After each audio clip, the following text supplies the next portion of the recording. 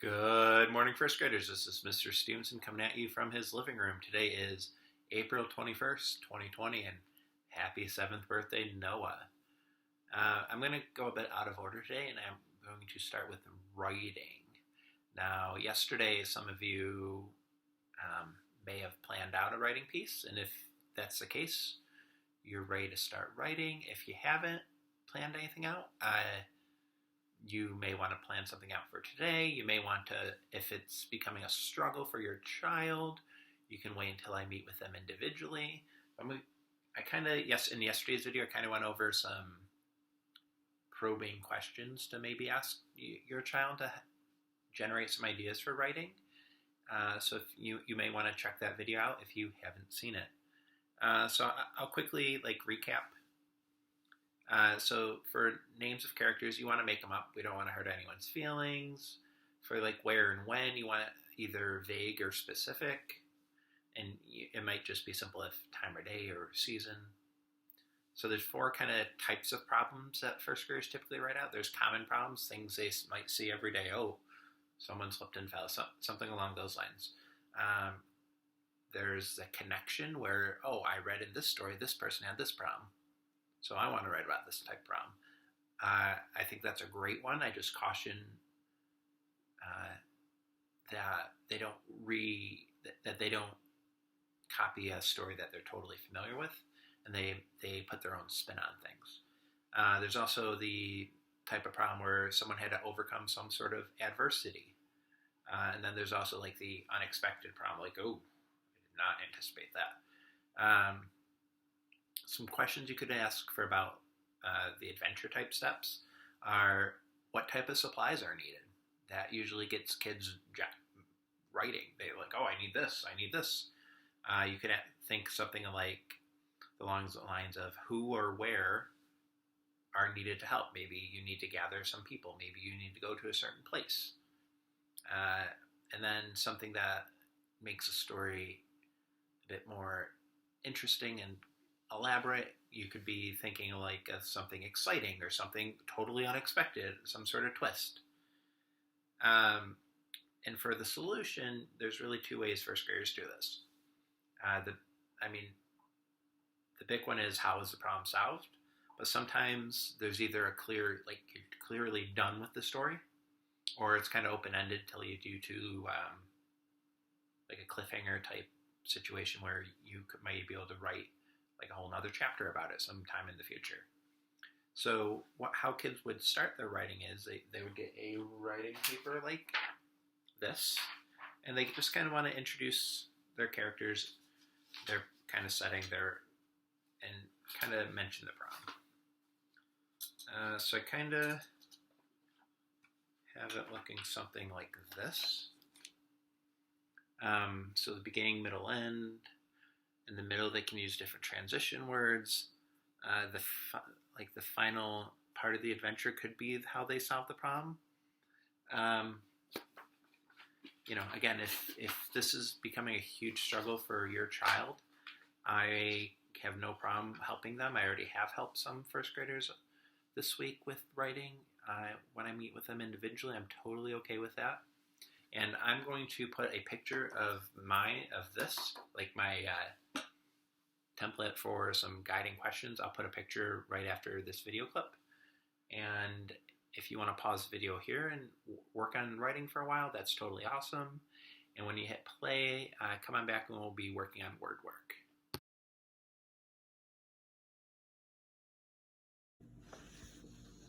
All right, guys, hopefully writing went pretty smoothly for you, and you are ready to pick up on word work. Again, if writing is become a challenge for your child, I am okay with helping them when I meet them individually. Okay, so this week in word work, our rules is we're going to have double letters at the end, and they're going to be more than 1 syllable. So we've done double letters. I think we first introduced double letters back in November, so your kids are pretty familiar with it. They just know that when L, F, or S, you end a consonant, vowel, consonant type word, that there needs to be a bonus of those letters. So there's often bonus L's, bonus F's, and bonus S's.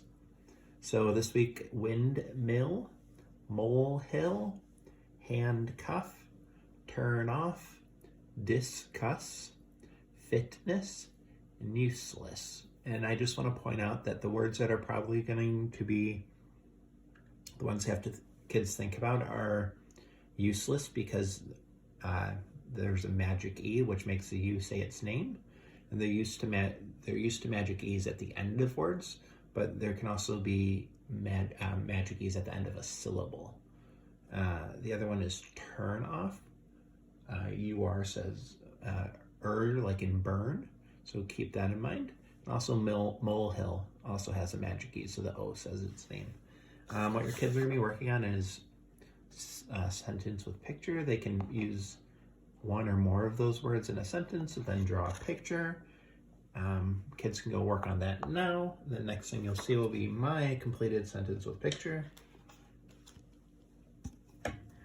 Okay guys, here is my sentence with picture. Hopefully you just got done working on your own. It says, I drove past my turnoff and ended up at a windmill.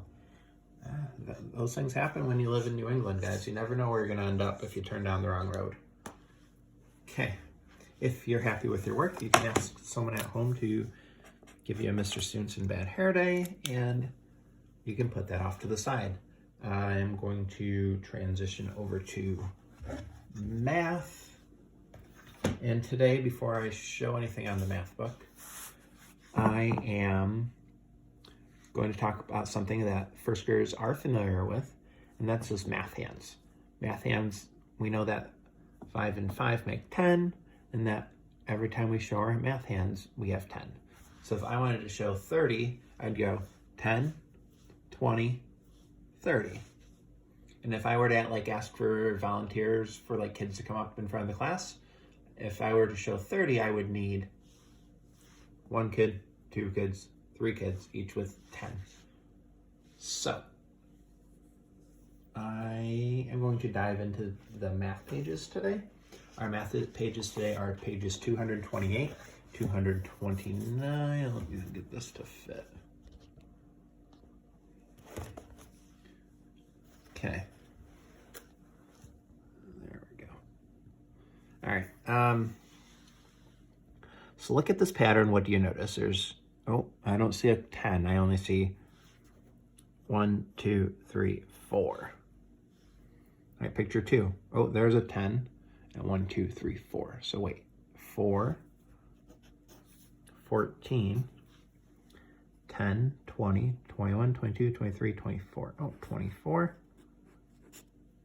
10, 20, 30, 31, 32, 33, 34. Okay. So if I were to ask you what would come next, it'd probably be 44. Yeah, I would agree. Kind of what we're going to be doing today is counting by tens, but not on the tens. So kids I've been working on this for a while with them. They should be fairly comfortable with this. All right, so this first blue box is, kids are going to overthink it. How many students will be needed to show these number of fingers? So if I were to ask for 40, I would need, let's count, 10. There's one set of hands. 2, second set of hands. 3, third set of hands. 4, fourth set of hands. So to show 40, I would need 4 first grade students to hold things up. So I think kids will be just fine with this page now that they have something to go off of. Okay, on this next one, they're gonna need probably someone to help guide them through this because there's a lot happening on this page.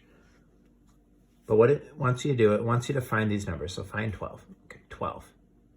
Count in steps of 10 to the matching shape. So we have this trapezoid looking thing here. Let's count. So we're starting at 12. 10 more is 22, 32, 42, 52.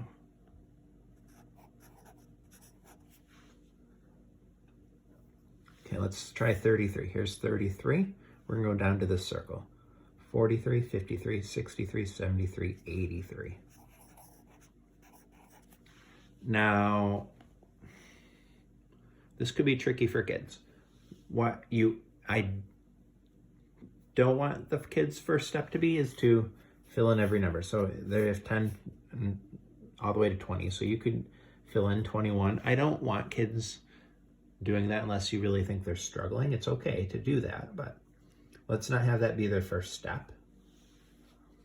Let's really think. All right, if I'm at 8, I'm trying to get to 18, I just go 10 more is 18. Have the kids give this a try. And if they really start struggling, they could fill in a hundreds chart.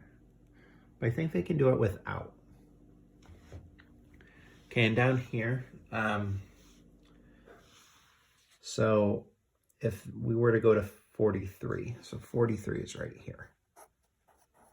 What would be directly below 43? Yeah, 10 more or 53. Now if we're going to 51, 51's right here. What would be right next to 51? Yeah, one more than 51 is 52. So give this a try. I'll be curious to see how kids do on this. And this is definitely something kids can show me when I meet with them individually. I'm gonna have you pause the video here, and then I will insert the answer key for you guys. So when you hit play, the next thing you'll see is the answer key.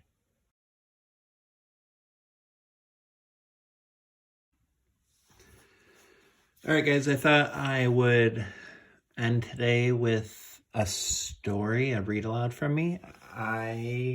This is one of my favorite stories, and I decided to pick this story because I want first graders to know that I'm here and I'm up for listening to them. And this is a great story. It's called The Rabbit Listened by Corey Dorfeld, and it is a favorite of mine. One day, Taylor decided to build something new, something special, something amazing.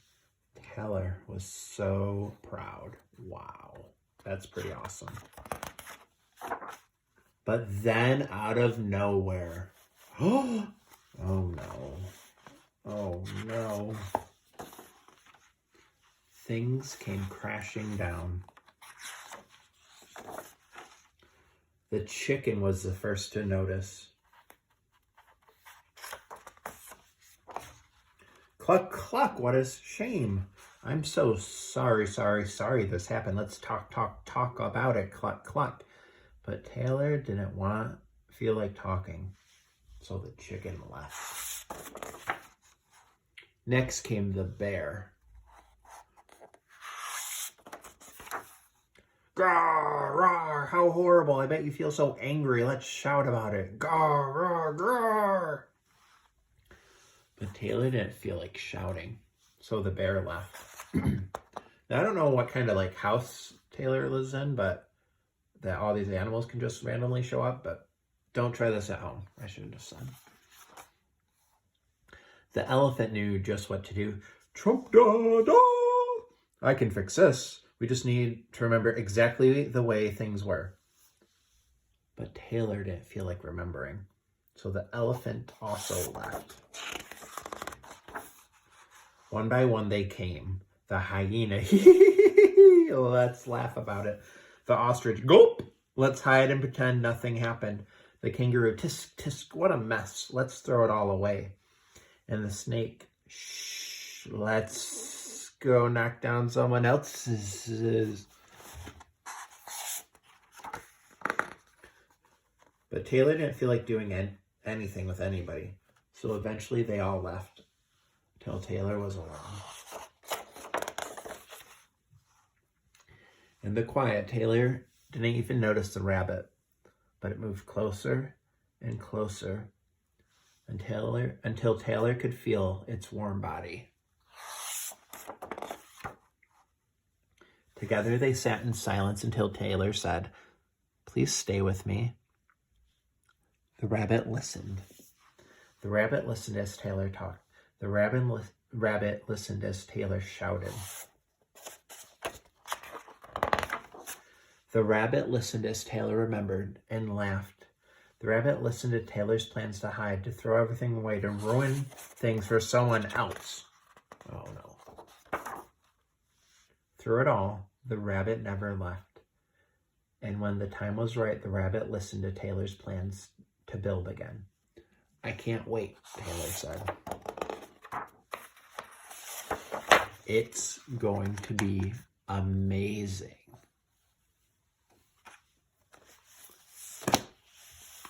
That is The Rabbit Listened. And I want all first graders to know that I'm here if you need me. And I'm here if you want to do fun things. I'm here if you want help with work. I'm here if you just want to chat. Hope you guys all have a great day. And if you have any questions, you guys let me know. And I look forward to chatting with you guys soon. Bye.